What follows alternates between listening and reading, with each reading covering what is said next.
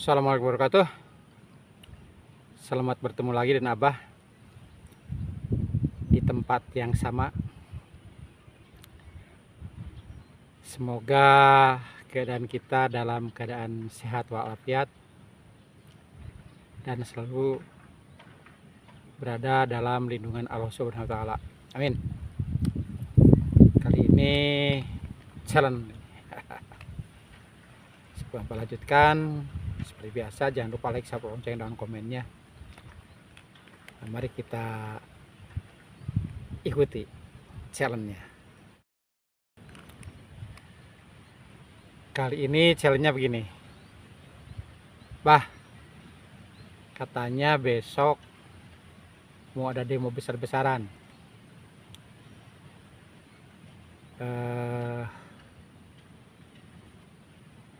Menuntut pengesahan undang-undang perampasan aset.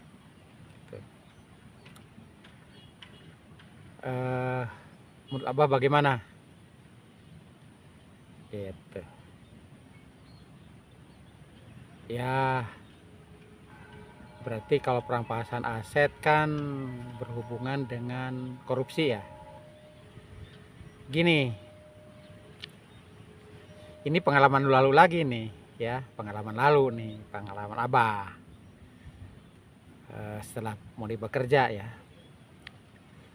Jadi ya zaman Orde Baru Pak Harto lah. Kan zaman Pak Harto dikenal jarang sekali terjadi praktek korupsi gitu lah kira-kira. Dan Abah juga udah pernah bilang kan, karena pada waktu itu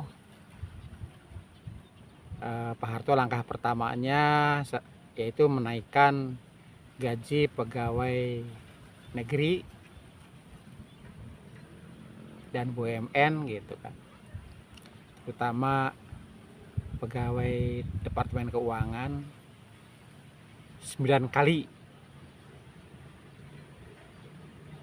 gaji gitu kan, 9 kali itu. Wah, itu pertama itu langkah pertama Pak Harto memberantas korupsi. Langkah berikutnya diadakan untuk para pejabat waskat, yaitu pengawasan melekat atasan terhadap bawahan, gitu. Ketat gitu kan. Segala laporan diteliti terus, gitu. Diawasi benar-benar. Dan langkah ketiga yaitu mengeluarkan aturan tanggung jawab mutlak.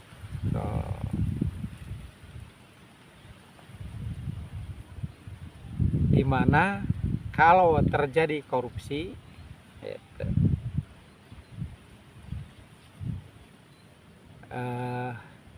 selain hukuman badan berat gitu, juga ada kewajiban untuk mengembalikan uang korupsi tersebut secara mutlak dan bisa diwariskan, bisa dikenakan pada ahli warisnya turun temurun gitu. Itu yang bikin takut. Bayangkan aja, Abah sekarang korupsi 100.000, ketahuan, Abah dihukum, suruh mengembalikan 100.000. Juga ada hitung-hitungan lainnya, manfaat yang udah Abah pakai gitu kan. Jadi 150 misalnya, 150 Abah hanya bisa mulangkeun ngembalikan itu 100 misalnya. Jadi masih 50. Wah, tidak sanggup gitu. Atau keburu meninggal si koruptornya. Itu dikenakan kepada anaknya. Anaknya diberi tanggung jawab, diharuskan gitu, tanggung jawab melunasi. Anaknya tidak sanggup, ke cucunya gitu. itu turun menurun sampai melunas gitu. Itu zaman Orde Baru, kejam gitu. Dan satu alasannya mungkin katanya itu, ya itulah, di samping kesempatan untuk memperoleh jabatan, juga aturan itu salah satunya. Tapi kenapa Pak Hartonya disebut koruptor terbesar gitu? Ya, dianggapnya, walaupun Yusuf Kala bilang bahwa kebijakan itu tidak bisa dituntut, tidak bisa dikriminalisasi gitu. Tapi yang dituduhkan ke Pak Harto itu kebijakannya. Seperti, jadi ini mempraktekkan yang Mbah tahu itu slogan ya, atau apa namanya, dari Yahudi itu. Orang yang udah bilang, kalau Anda membenci seseorang, ingin menjatuhkan seseorang, maka jatuhkanlah dengan apa yang dia benci gitu. Itu bunyinya gitu. Itu dari Guru Abah itu dulu. Jadi kalau kita tidak senang pada seorang, maka jatuhkan dengan apa yang dia tidak senanginya itu gitu. Dan Pak Harto kan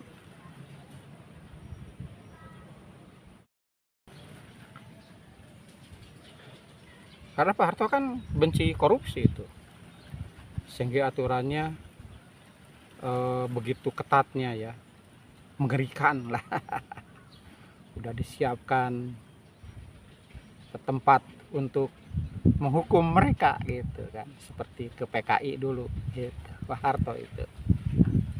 Makanya ada dulu seorang menteri ya, Menko, bilang kalau dulu itu orang nggak berani korupsi karena Pak Hartonya yang korupsi. Nah itu salah satunya ungkapan gitu.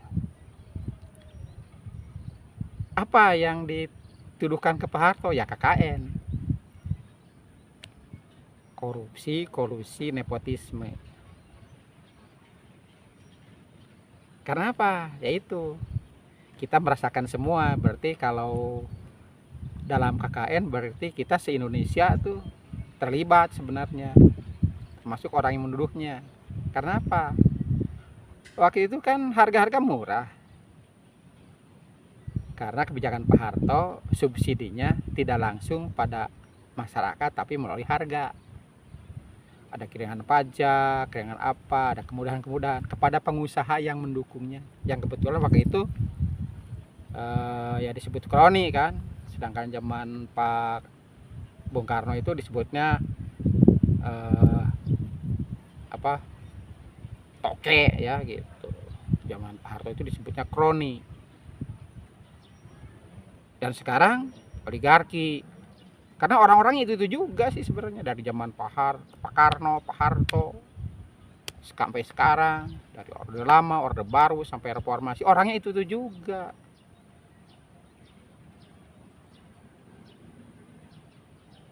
Coba aja, masa nggak tahu namanya, kan jelas. Siapa dulu berperan, sekarang siapa berperan. Sok jujur. Kenapa kereta cepat dibuat di sini? Sok jujur. Udah bisa jawab, berani jawab nggak?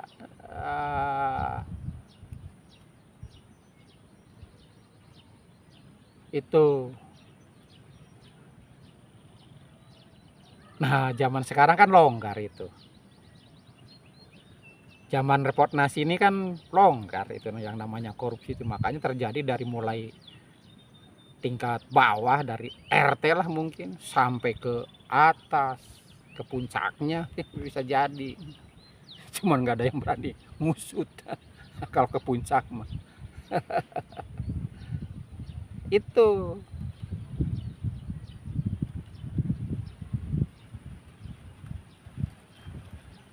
ya. Nah sekarang kenapa undang-undang itu sampai harus didemo? Kenapa? eh, undang-undang itu tidak kunjung diselesaikan.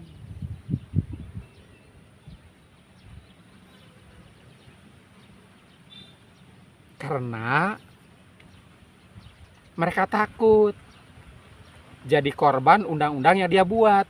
Itu jelasnya sih. Ngerti kan? Itu.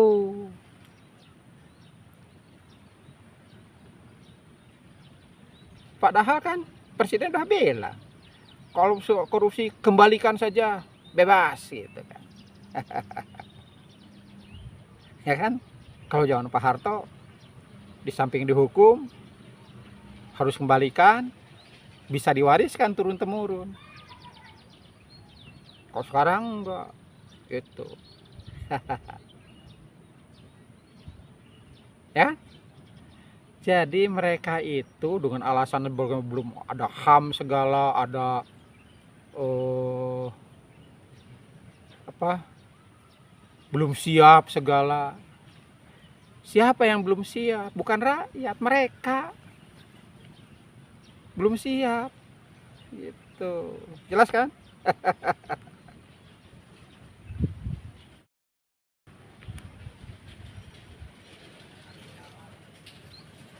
Itu.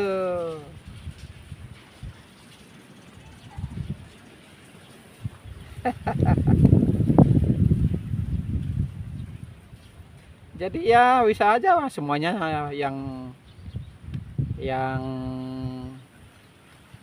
ngajukan dan yang menerima juga itu ya basa-basi saja, udah tahu supaya baik nih. Misalnya pemerintah mengajukan seperti yang pernah disampaikan sama siapa itu, anggota ketua Parahesi itu yang dari PDIP, katanya menteri nanya, dari pemerintah nanya kapan pengesahannya, dijawab, wah itu mah kalau kita mah gampang, asal ada perintah dari atas, dari ketua partai itu kan. Siapa dulu tuh yang pacul tuh namanya, kan pernah bilang gitu, ngetop itu Bambang Pacul tuh kan pernah bilang begitu.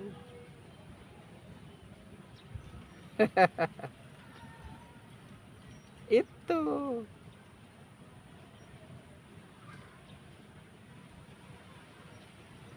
kalau kita mau berkata jujur. Jadi udahlah.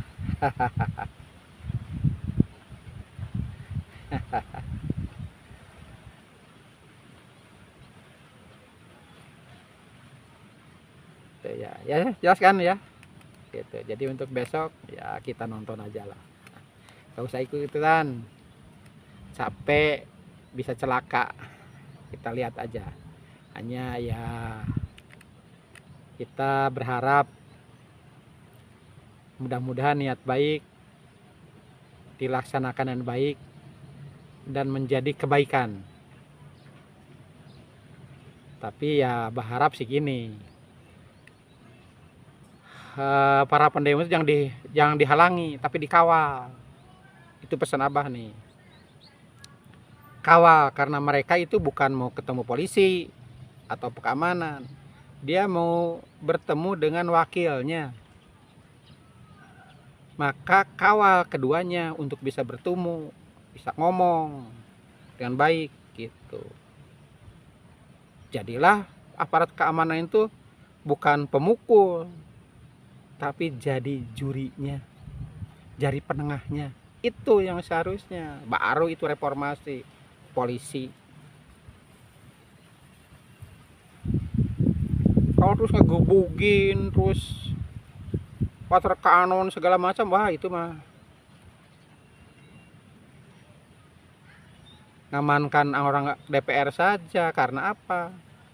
Pengecut, mereka tidak mau bertanggung jawab dengan apa yang dia lakukan. Itu Abah mah ya makanya kita doakan besok tertib, aman, lancar, sesuai dengan tujuannya dan bisa diwujudkan sesuai dengan kehendak rakyat. Itu sajalah pesannya. Ya, cukupkan. Mari kita berdoa bersama.